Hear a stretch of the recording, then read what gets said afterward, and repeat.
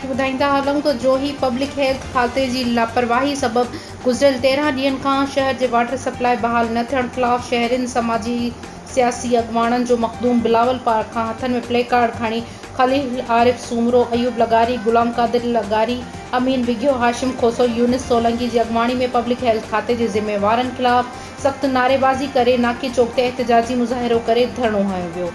Report Mushtaq Ali रोधनानी मुताबिक़ इन मौक़े ते अॻवाननि मीडिया सां ॻाल्हाईंदे चयो त पब्लिक हेल्थ खाते जा अमलदार यज़ीद बणिजी विया आहिनि। 70,000 आबादी वारे शहर जा शहरी पीअण जे पाणी लाइ मुसलसल दाहूं कूकूं करे रहिया आहिनि। संदन को दांह ॿुधण जे लाइ तयारु कोन्हे। जोही शहर अंदरि मुसलसल 13 ॾींहं खां वाटर सप्लाई जो पाणी न अचण सबबि शहर अंदरि करबला लॻी पई आहे।